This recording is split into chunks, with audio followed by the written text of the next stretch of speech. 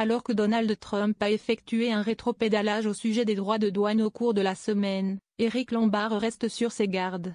S'il reconnaît qu'il existe un espace de négociation avec l'administration Trump, le ministre de l'économie ne veut pas crier victoire. Éric Lombard reste sur la retenue.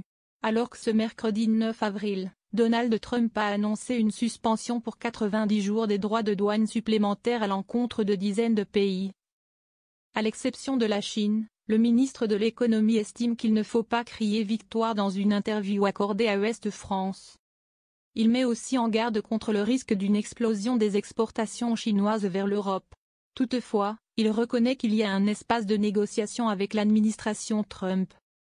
Les Américains maintiennent l'augmentation des droits de douane de 10% pour tous les produits européens importés aux États-Unis, sans compter les mesures sur l'acier et l'automobile qui sont maintenues, rappelle Éric Lombard.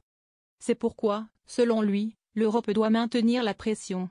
Le ministre de l'économie a d'ailleurs recommandé aux chefs d'entreprise d'investir en Europe. Ils y ont intérêt parce que c'est une zone économique stable, démocratique et prévisible, a-t-il affirmé. Le ministre de l'économie favorable à la signature d'accords avec le Mercosur. Sur le plateau de TF1 mercredi, Éric Lombard avait estimé cette hausse des droits de douane de 10% à 0,2% de croissance. C'est en tenant compte de cet impact que j'ai proposé un abaissement de notre prévision de croissance en 2025 à 0,7%, avait expliqué le ministre. Il a rappelé que la France surveillait attentivement les flux de marchandises car il pourrait y avoir la tentation pour la Chine de se retourner vers le marché européen. Pour rappel, Donald Trump a infligé des droits de douane de 145% aux pays asiatiques. Je veux que nous fassions barrage à tout déferlement de produits venus de Chine, a martelé le membre du gouvernement.